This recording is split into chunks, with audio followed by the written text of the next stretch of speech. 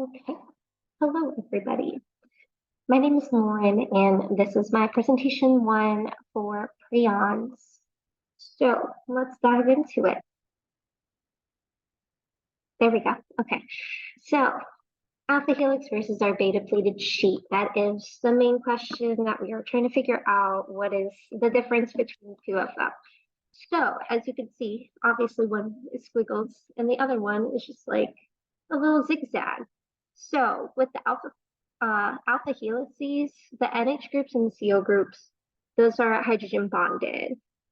And then the beta pleated sheets basically pick which ones they want to have hydrogen bonded. So basically, there's a more formal structure within the alpha helices where it'll be like every fourth amino acid, it'll bond and it'll create this neat little spiral.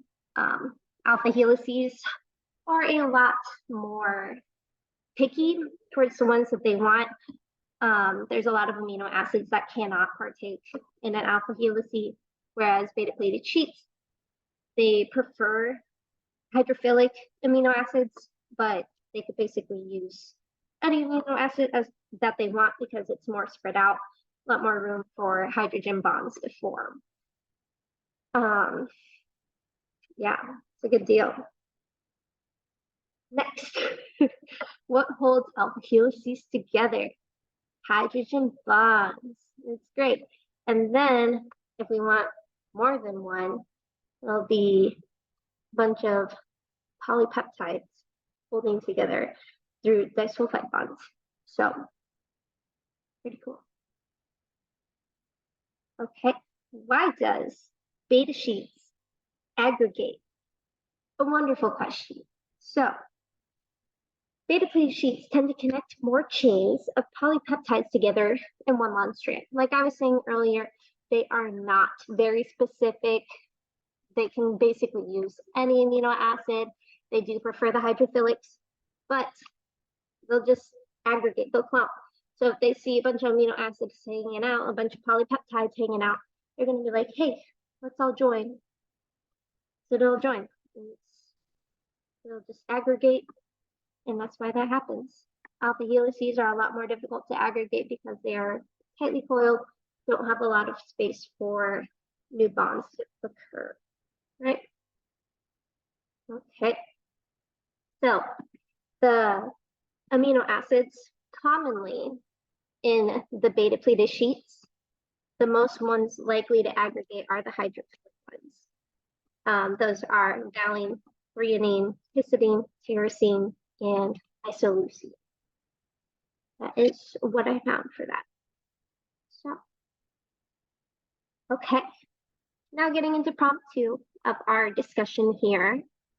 So basically what we're trying to figure out is what are some ways that we can prevent the beta pleated sheets to be formed when they're not really supposed to. So like mad cow disease. Prions are formed when the alpha helices get mutated in some sort of way and a beta pleated sheet is formed instead.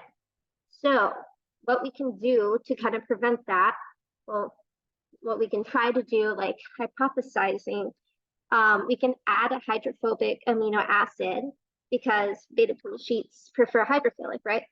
So if we shove a bunch of hydrophobic things, amino acids, not things, we shove a bunch of those in a chain, they're less likely to form into those sheets.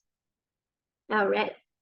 What we can also do is change amino acids. So like if it's a simple R group, like glycine, super simple, what we can do is, just replace that with a amino acid that has a much more complex R group, because then it would be a much larger R group in the way, keeping those beta sheets from forming. Hydrogen bonds will be a lot more difficult to form and stay together because you have to deal with the long side chains. Those are just not good when they are in the way.